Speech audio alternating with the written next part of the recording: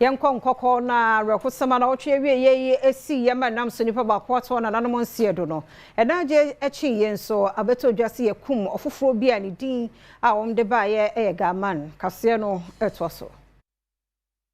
so kupi mu wonkoko ne mpotemu ho no mu a arewosem esi nam so ama abranti bia ne din ene gaiman wati na nanom ensie do na ensem kakra ensaso ekyese omanfa okudi ensemoni hoye onimtuni Kwame Kisiado na friend se Fadagaza ekitafo a Fadagaza yeka ne ho asemi wotina no ensedo enra anapa winam so ama bra mebunu a wono ye na kitafo ete sansem wi wombo anyo so kra enam so ema wono mo eye basabasa winam so ama wono mo ehyase ebo ebusuafo ena afi omanfo bi so entrene ewo biaye ho enam senia onipa wono mo eta nechi efa so etina no mo ensedo no emprimpe ne mo kasedi ensem kakra yensa etimi asoso ni a adom kase bi kosama yeni edi nsem yi echi na de so fumbiano yafa nkame ahwefo enafi yetiefo